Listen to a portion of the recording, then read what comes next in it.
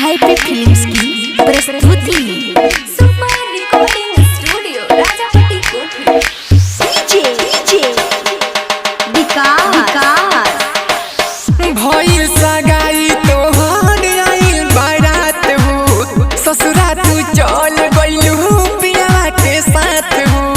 भइल सगाई तोहर आइल बारात हो भोरे विदाई भइल दिखा दिहलू जात हो। तुझसे दूर मजबूर बिसी खैनी ना जाने कैसे जी गईनी होके दूर मजबूर बिसी खैनी ना जाने कैसे जी गईनी।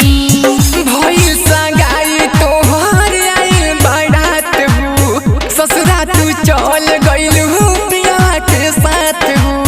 भइल सगाई तोहर आइल बारात हो भोरे विदाई भइल दिखा दिहलू जात हो। तुझसे दूर मजबूर बिसी खैनी ना जाने कैसे जी गईनी होके दूर मजबूर बिसी खैनी ना जाने कैसे जी गईनी। भइल सगाई तोहर आइल बारात हो ससुरा तू चल गइलू पिया के साथ हो। भइल सगाई तोहर आइल बारात हो ससुरा तू चल गइलू पिया के साथ हो।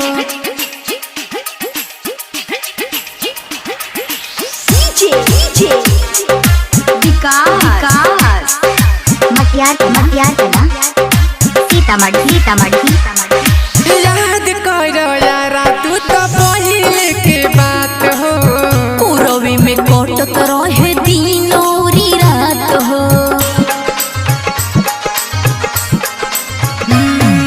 जाने ओ बिना लागे कतही मन हो केहू न अपन लौके ए हमर धन हो। तोहरा से जोड़ी ना तालार बारा पछतैनी तुझसे दूर मजबूर बिसी खैनी ना जाने कैसे जी गईनी होके दूर मजबूर बिसी खैनी ना जाने कैसे जी गईनी।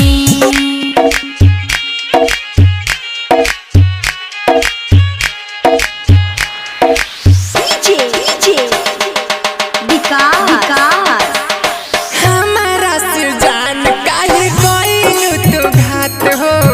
कोई ना घात तो से मानी लो तू बात हो। हमारा से जान काहे कइलू तू घात हो। कोई ना घात तो से मानी लो तू बात हो। तोहरा चलते यारा नींद चैन सब गवैनी तुझसे दूर मजबूर बिसी खैनी ना जाने कैसे जी गईनी होके दूर मजबूर बिसी खैनी ना जाने कैसे जी गईनी।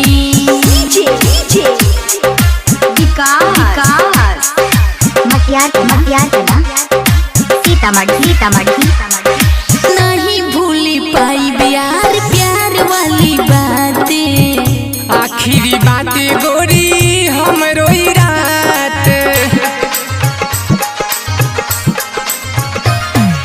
नहीं भूली पाई प्यार वाली बातें आखिरी बातें गोरी हमरो ई रात। राइटर बी के राही धीरज राजू पछतैनी तुझसे दूर मजबूर बिसी खैनी ना जाने कैसे जी